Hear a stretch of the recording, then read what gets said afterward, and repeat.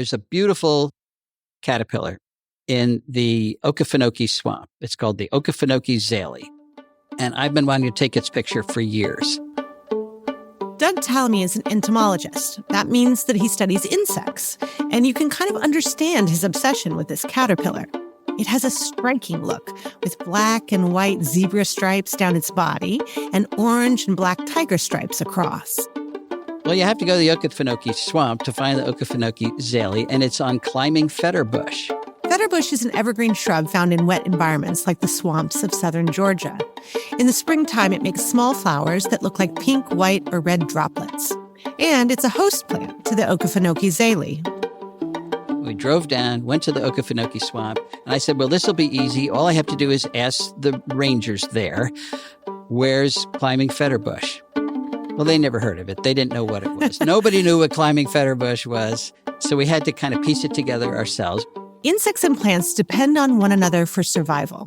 Take one away, and you may lose the other. In other words, no fetterbush, no Zaley. These regional relationships between plants and insects are crucial, and Doug was only able to find his elusive caterpillar once he found its native host plant. We did find climbing fetterbush. It really is climbing. It really is a vine. Took us 2 days to find it, but once we found it, we found the caterpillar in 15 minutes. I had to learn about that plant to satisfy my caterpillar itch. So you're a plant person by way of caterpillars. Yes, yes. You may have heard a friend or neighbor talk about native plants and wondered why it matters. Aren't all plants good? Well, plants are just one component of a complex web of biodiversity. Native plants are special in that they support local wildlife. Imported plants can't harbor other kinds of life the way that natives can, and sometimes become invasive. That's when they grow out of control and push out other forms of life. NYBG's Native Plant Garden is home to nearly 100,000 trees, grasses, shrubs, and flowers that originated here in the northeastern United States. And as a result, these 3.5 acres teem with life. This is the best spot on our grounds to see squirrels, frogs, birds, and butterflies. They're drawn like magnets to these native plants. What we plant in our gardens impacts all the life around us, for better or worse.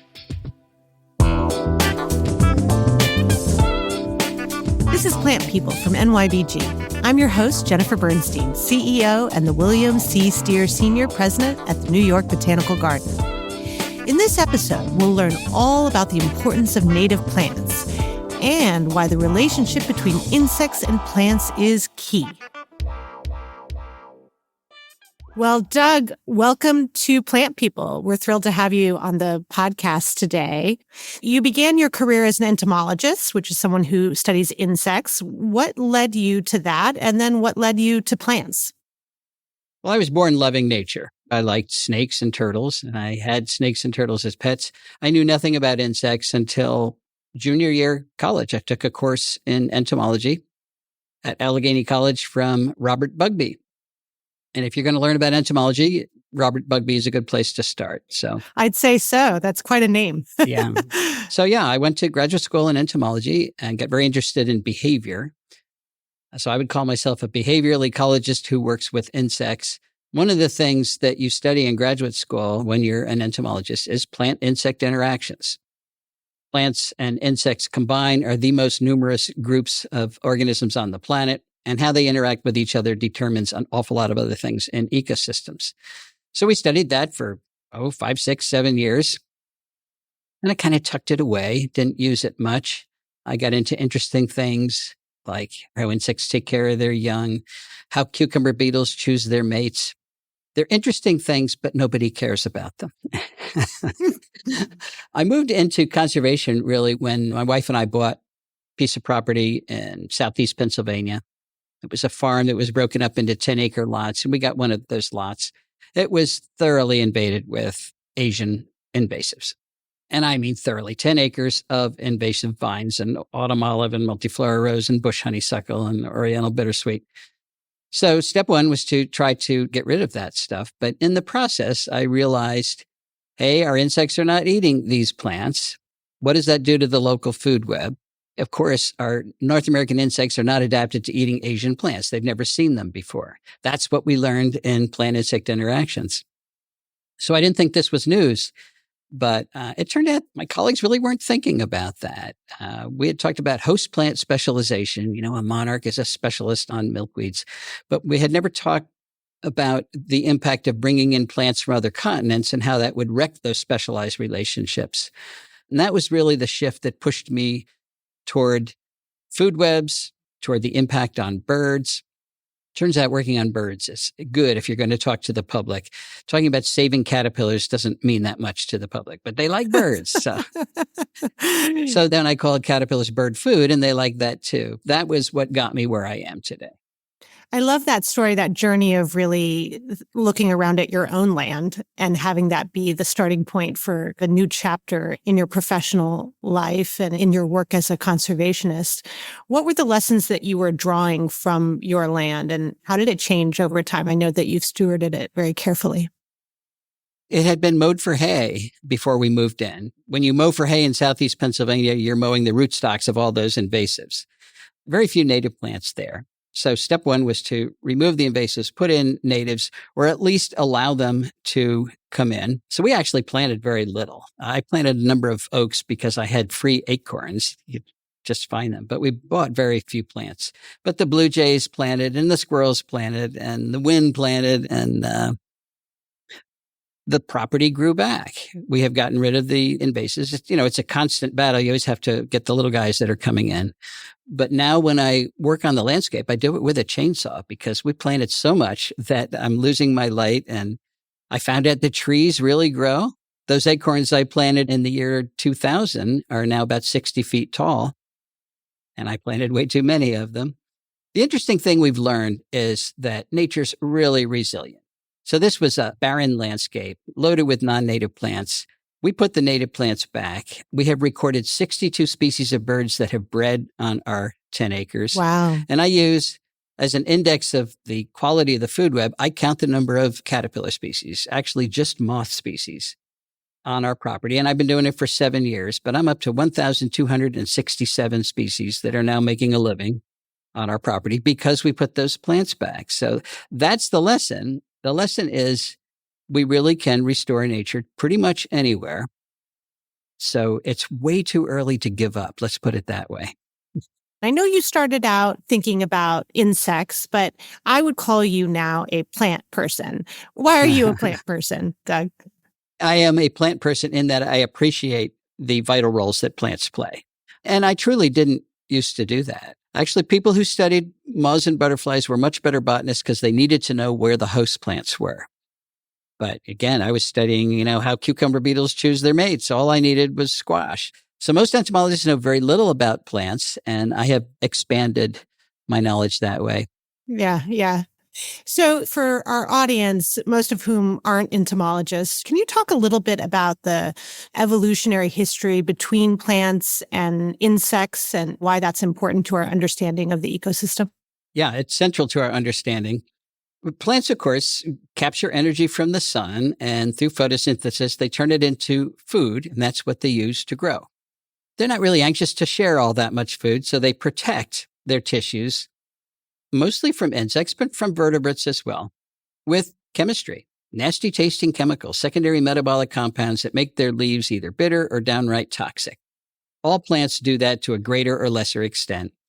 Well, that means insects can't eat plants at all unless they have the adaptations that allow them to get around those chemical defenses. And over the eons, by focusing on particular plant lineages, they have developed specialized enzymes that can store and excrete and detoxify those compounds, behavioral adaptations and life history adaptations that minimize the insect's exposure to those compounds. And that allows insects, most of them have specialized on particular plant lineages, so we'll just call them host plant specialists, to eat a particular plant. And an insect that has not specialized on a particular plant can't eat it. So that's where bringing in plants from other continents throws a monkey wrench into the whole thing, because our insects have not been able to specialize on those plants, which means the energy that those plants gather from the sun and turn into food stays in those plants. Well, that's great, except for the animals that need that energy. All animals depend on the food that plants produce. And if they can't have access to it, then you don't have any animals in your ecosystem, and then you don't have a functional ecosystem. And we're watching things disappear. I mean, we've lost 3 billion breeding birds in the last 50 years. We've got global insect decline. We've got a biodiversity crisis. And the reason that matters is that it is biodiversity that runs the ecosystems that provide the life support that we all depend on. Why can't they make use of the plants that have been introduced, the non-native species? All right, there's 2 ways that they actually can make use of new plants. One would be host switching. So you're a specialist on one particular native plant. Here's a new plant that comes in. Maybe you can start to use that. Host switches do happen, but they are rare and they happen very, very slowly. And that's because of all the mutations that have to occur in the sensory systems of insects and the physiological systems to allow them to eat this new plant. They have to be able to recognize it in this matrix of other plants. So there have to be mutations in their antennae. There have to be mutations in the tarsi on their feet. When they land on the plant, they are tasting it, saying, is this the right plant? So those mutations have to happen simultaneously. Before a female lays an egg on the plant, she has receptors on her ovipositor that again taste the plant. Is this the right plant to put my egg on? Those have to have mutations as well. Then the egg hatches and the larva starts to eat the plant. It has to be able to accept it as something that is edible. In other words, it has to taste right, and they have to be able to physiologically use that plant. So again, host switches do happen, but it's very difficult for all those things to line up at the same time, and they don't happen very often. When an insect does use a non-native plant, it's called host range expansion. And that happens when you don't require any new adaptations at all. So let's picture the black swallowtail, which is a specialist on the carrot family. It already has the adaptations to eat pretty much anything in the carrot family. So when we bring in Queen Anne's lace and carrots and dill and parsley, they're all members of the carrot family. The black swallowtail is already able to eat them. It didn't have to evolve to eat them. So it can start to eat our parsley on our back porch, and it happens right away. We looked at host records on woody plants of caterpillars, moths, and butterflies in the mid-Atlantic states. And we found that, yes, there are records of them using non-native plants, but there's a 90% reduction in the insect's ability to use non-native plants compared to what they're doing on native plants. And those are mostly from the result of host range expansion, not host switches. So, yep, evolution happens, but it happens really slowly. Really slowly, right, Yeah. right. So we've been talking about insects and how they're responding to these changes in the flora, but insects are also part of a larger food chain. So how are these changes filtering up to other larger species? You've talked a little bit about birds. Can you expand on that? Well, let's go back to bird food. And that's those caterpillars. 96% of our terrestrial birds rear their young on insects, and most of those insects are caterpillars. So caterpillars have been described as the meat and potatoes of terrestrial food webs. If you remove caterpillars, you remove so much of the bird food that they need in order to reproduce. Well, it takes thousands of caterpillars to make one nest of bird. The figure I always throw around is Carolina chickadee, 6,000 to 9,000 caterpillars to get one nest of a bird that's a third of an ounce to the point where they leave the nest. And after they leave the nest, the parents continue to feed them caterpillars another 21 days. So you're really talking about tens of thousands of caterpillars required to make one tiny little bird. That's a staggering amount of caterpillars. I think people would be surprised by that. Yes, they are surprised. I was surprised by it. But that's why we need the plants that make those caterpillars. And most plants don't support a lot of caterpillars. So we have to focus on the few that do. I call them keystone plants because they're the support system that hold up that ecological house we're building in our yards. And in 84% of the counties in which they occur, oaks are the number one keystone plant. They are making more caterpillars than any other type of tree. Now, willows are close behind, and native prunus are close behind, and cottonwoods are there. But oaks lead the way in most parts of the country. So if you wanted to do a single thing in your yard that would help the local food web the most in a way that's attractive, you plant an oak. It's that simple. Yeah. I love that you've been out there telling the tale of the importance of oaks. I loved your book, The Nature of Oaks. It was published around the same time that we opened our newly renovated Burke Oak collection here at NYBG. And you talk about nursing your own oaks from acorns. And it sounds like you've done just that. Is that right? Yeah. I'm very frugal. Efficient. Efficient. Yeah. You can find them. You can find a lot of them. Members of the white oak group germinate in the fall, so you plant them right away. The red oak group germinates in the spring, so maybe you can put them in the refrigerator and protect them. But once that acorn germinates, the first couple of years, growth is fairly slow because what they're doing is laying down a huge root mass. I think there's 10 times more root biomass underground in the first 2 years than above ground biomass. So they're putting out this big root mass. You can't see it, so it looks like, oh, they're growing really slowly. But then they take off. Survivorship is great. The big problem we have, of course, are deer, which love oaks. They love little oaks. They love acorns. They rub their antlers on the trunk and strip the bark. So deer are not the friend of oaks, and you have to protect your young oaks from deer. But once you do that, you've got a really important plant. It's also a great way to reduce the area that you have in lawn. Because you plant your oak and then imagine that oak growing pretty quickly. You're going to put a bed under that oak. The bigger the bed, the better. And you could plant it with a ground cover. You can just have leaves from your oak. But that's really important because those caterpillars that the oaks are supporting, most of them will pupate in the ground. They drop from the tree and they tunnel underground. When we have grass right up to the trunk, we're mowing and compacting the soil. And particularly in the summertime, when those caterpillars want to get underground, they can't. It's like a rock. So that means all those caterpillars that the tree generated won't be able to survive and reproduce and become moths and make more caterpillars. So how we landscape under our trees turns out to be just as important as anything else that we're doing. This is new. I mean, we hadn't thought about that before, but it's perfect. It combines with the need to reduce the area of lawn. Just put beds under your trees and you've done it. Mm-hmm. And it's also taking cues from nature. I mean, all of these things have a purpose. So we look at leaf litter and we think must be removed, trash. Really, it's performing a really important ecological function. Yeah, it's performing several functions. It's returning nutrients to the soil because all the nutrients your tree used that year are tied up in the leaves that fall. And when you rake them away, you're starving your tree. It's forming a blanket over the soil to protect the soil moisture. There are more species that live in the soil than above the soil, and they all need high humidity. So that blanket of leaf litter protects the soil and the humidity. The mycorrhizae that are transferring those nutrients to your tree roots. It's a vital part of the system that we can't afford to rake away and throw away. After the break, we'll find out more about how invasive insects and plants factor into this web of biodiversity and what we can do to help. Plus, we'll get even more advice about what to plant around our homes that can better support the environment around us. We'll be right back.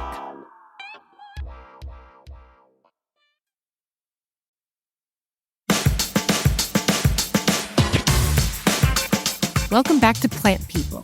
I'm Jennifer Bernstein, and my guest is Doug Tallamy, Professor of Agriculture and Natural Resources at the University of Delaware. Now that we've heard about some of the benefits of insects, let's hear about some of the harms. Invasive insects are a particular problem for local ecosystems. I asked Doug if controlling what plants you have around your home or community can help keep invasive insect populations under control. That is much harder because insects that we have brought in and have become invasive are already adapted to eating the native plants that we have. So I'm thinking of the spongy moth, which used to be the gypsy moth. It loves oaks. The emerald ash borer, of course, is an ash specialist. So it's already adapted to eating our ashes. And our ashes are not adapted to handling pressure from the emerald ash borer, so it kills them. The hemlock woolly adelgid is already adapted to hemlocks. So invasive insects are, it's a huge problem. Once they're here, the genie is out of the bag, and the only successful hope that we have has been through biological control, bringing the natural enemies that keep that particular insect in check in its native lands over here, releasing them. People worry about that, but they really shouldn't. There's a lot of regulations about how this is done. Anybody can't just go do it. You have to have a permit from the USDA. You have to test your introduced organisms on any related insect in this country. Those tests take about 10 years. Typically, it fails. Sometimes it succeeds spectacularly, and that's what makes it all worthwhile. So you talked a little bit about the emerald ash borer, and of course it's wreaking havoc all across this region and beyond. Can you explain a little bit about where that stands? The emerald ash borer is a metallic wood-boring beetle that was brought over on, I think, wooden pallets in the Michigan area, but it has spread rapidly. And already it has killed literally billions of ashes. It has spread from the Great Lakes east and then south. And recently, I think last year, it was found in Oregon. So it has jumped the Rocky Mountains, and it is a problem for ashes everywhere. Why should we be so concerned about ash trees? Doug says that its endangerment would create a domino effect, threatening all kinds of other species. There are 95 species of animals. Most of them are insects, but 95 species that depend on ashes. I caught a beautiful moth at my house 2 nights ago. It was the purple Plagotis. It is an ash specialist. Now, I have ashes at my house, but they're all dying from the emerald ash borer, and that may be the last purple Plagotis that I ever see, at least at my house, because its host plant is being wiped out by that beetle. So there's a real consequence. We lose our ashes. It's not just a few species of ashes. It's 95 species associated with them. And then, countless other species that are associated with those species. So it's a huge hit on biodiversity. There is progress with the emerald ash borer, though, and actually one of my students is working on this. There are 4 species of tiny wasps that attack the larvae and the eggs of the emerald ash borer, and 3 of them have been successfully introduced. The 4th one can't seem to make it through the winter, but where they have been introduced, we're getting up to 50% control of the emerald ash borer population, which is a whole lot better than 0 control. At the same time, we're looking for resistance in ashes. Not all the ashes have died. Most of them have, but a few haven't. They're the resistant genotypes that are going to repopulate ash in this country in combination with those parasitoids that help keep the beetle under control. So there's an example that I hope you'll talk a little bit about, because I know that it's been so much in the public imagination in recent years, this connection between butterflies and milkweed. Can you say a word about that? Yeah, of course, we're talking about the monarch butterfly, another species which is in trouble. And it's in trouble because of the way we have landscape, particularly the road verges among agriculture. It used to be that they were loaded with milkweed and goldenrod and asters and all the things that our native bees needed, and also what the monarch butterfly needed. In 1976, and of course we had a lot of agriculture in 1976, that was the largest population of monarchs ever recorded. So the idea that agriculture and monarchs can't coexist is not correct. Well, then we invented Roundup Ready corn and soybeans. So you can now spray Roundup on the corn and the soybeans and kill any plants that are in the crop. But farmers said, well, let's just spray all the way up to the road and kill all the, quote, weeds that are outside of the crop. And we'll plant grass there instead. So we've removed the native plants that support a lot of biodiversity, especially that beloved monarch, and replaced it with lawn that has to be mowed and adding carbon to the atmosphere. It's just a terrible decision.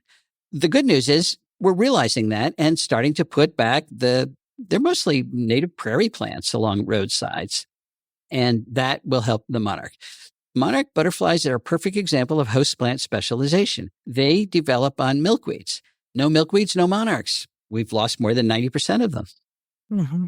And the threat to pollinators, too. I mean, you focused on the food web that's created in ecosystems, meaning the food web of caterpillars and birds. But there's also threats to our own food webs and food systems because of some of these problems. Can you talk about that? Yeah, of course, there's a big push in this country to protect pollinators, and that started with the decline of the honeybee. And as a matter of fact, the push has been so successful that wherever I go, all I hear about is pollinators as if those are the only important insects. They are enormously important, but they're just one type of important insect. And it's not the honeybee. It's our native bees. We've got between 3,600 and 4,000 species of native bees that did just about all the pollination in this country before we brought over the honeybee. they're declining as well. And it's mostly because we've removed what they need. We've removed the forage. We also use toxic chemicals in our agriculture, and we use it by the ton. You hear why we need pollinators, and the media will tell you because they pollinate a third of our crops. I think that's a very weak argument. It's also wrong. They pollinate about a 12th of our crops. And what you're doing is ignoring all the other plants that they pollinate. They pollinate 80% of all plants and 90% of all flowering plants. A few of them are our crops, but believe me, we need pollinators to keep the planet green out there. It's not just about our crops. So yeah, really important. And the best thing we can do for our pollinators is to plant a sequence of blooming plants in our yards that bloom from April all the way to the end of October to provide the sequence of native plant species that they need, the pollen and the nectar that they need. And we want to focus on the plants that are really good at supporting pollen specialists. About a third of the species of native bees out there can only reproduce on the pollen of particular plants. And some of the best plants at producing specialists are goldenrod, perennial sunflowers, so anything in the genus Helianthus, or native asters. If you had goldenrod, asters, and perennial sunflowers in your yard, there are about 40 species of bees that can be there that will not be there if you don't have those plants.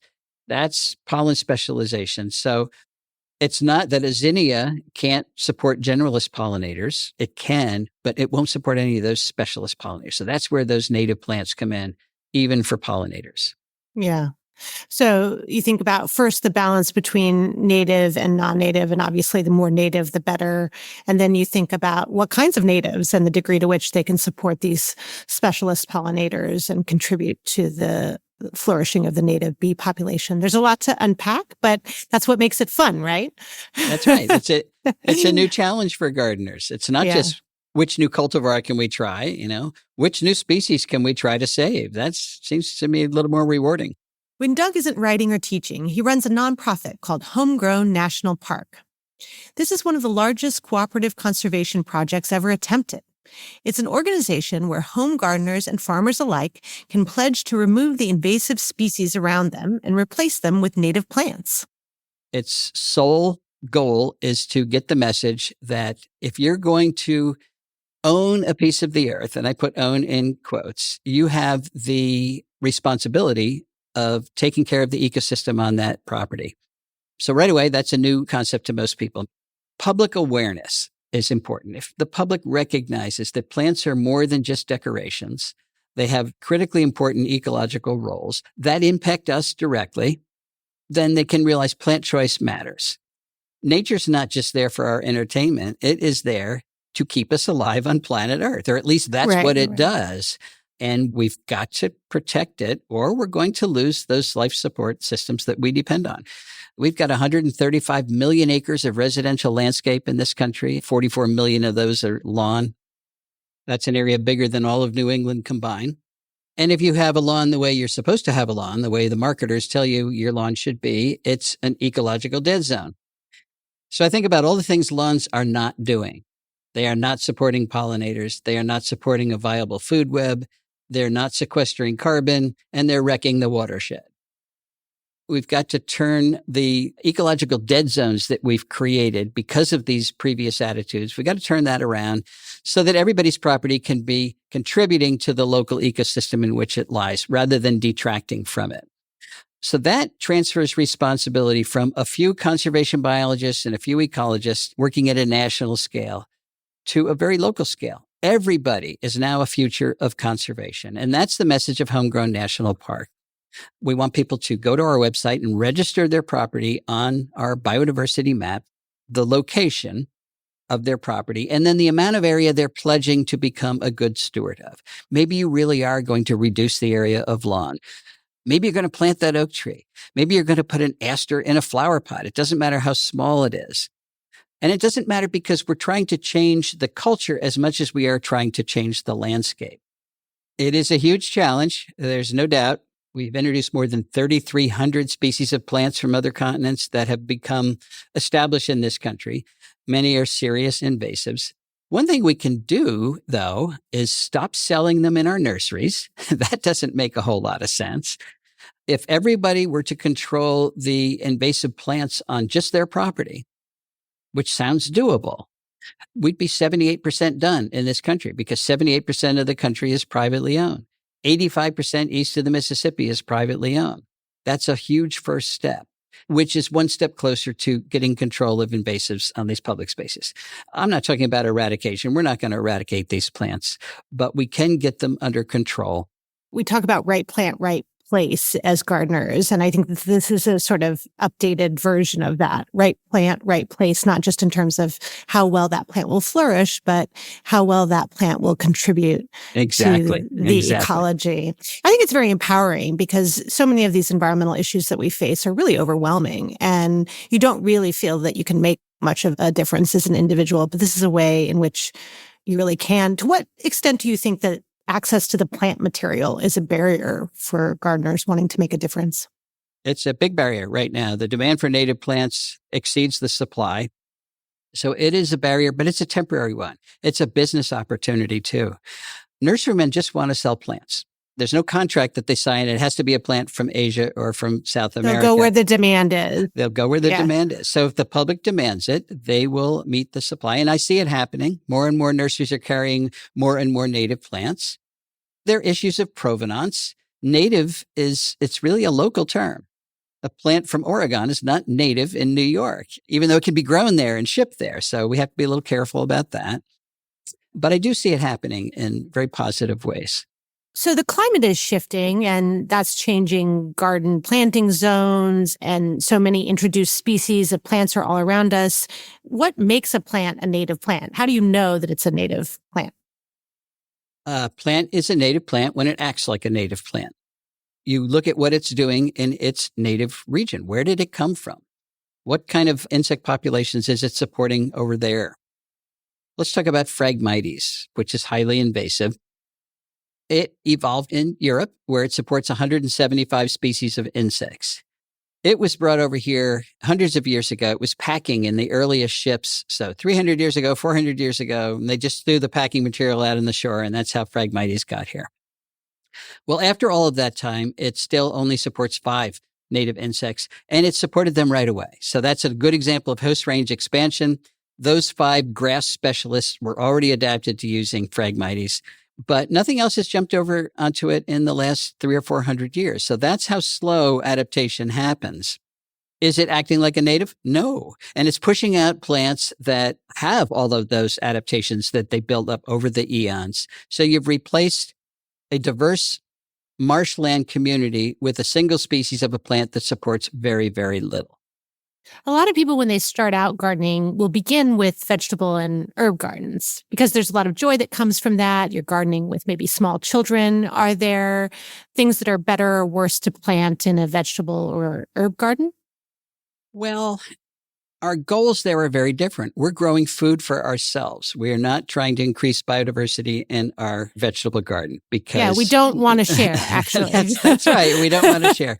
The typical pest that people have in their vegetable garden is the cabbage white butterfly, which is an invasive butterfly from Europe. We don't want to encourage that. The other one they deal with, which is not an invasive, it's a native, would be the tobacco hornworm on your tomatoes. You know, the little white, people think they're eggs on the back of that tobacco hornworm caterpillar. It's really a cocoon of a little parasitoid, a little braconid wasp. And there's often dozens of them on the back of a single caterpillar. Those wasps, as larvae, have already eaten the insides of that caterpillar. So the caterpillar's alive, but it's really just about dead. And it's not going to eat any more tomato plant by the time you see those cocoons. Well, people often take that and squish the whole thing. And what they've done is just kill the natural enemies that keep that tobacco hornworm in check. Where did those braconid wasps come from? The tobacco hornworm is a type of sphinx moth, and they attack sphinx moths. So you've got to have other sphinx moth species around so that those natural enemies are always around to control your tobacco hornworm.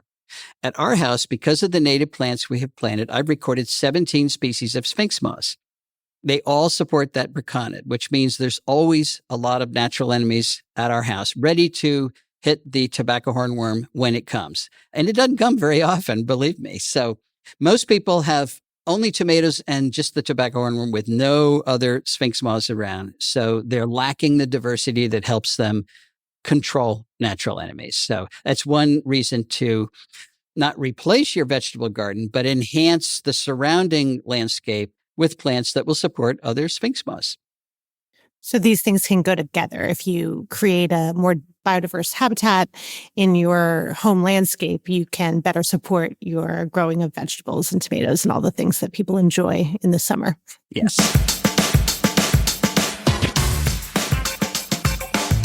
Well, thank you so much, Doug. It's been a joy talking to you. Thank you also for just everything you're doing out in the world and sharing the story of how we can all contribute to biodiversity. Well, I really appreciate your support in doing that. So thank you. To find out more about Doug Tallamy's research and his work with Homegrown National Park, check out the links in our show notes.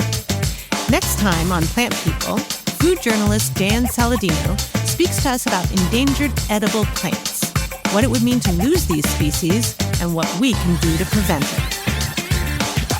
Plant People is a co-production of NYBG and PRX Productions. From PRX, Plant People is produced by Jessica Miller, Courtney Florentine, Genevieve Sponsler, Adriana Rosas Rivera, and Pedro Rafael Rosado. The executive producer of PRX Productions is Jocelyn Gonzalez. From NYBG, Plant People is produced by Charlie North, Cosette Patterson, Matt Newman, and Kate Tyler. Music from APM Music. Views expressed by guests are their own and not necessarily representative of NYBG. If you enjoyed the show, please subscribe and give us a rating or review on Spotify, Apple Podcasts, the iHeartRadio app, or wherever you get your podcasts.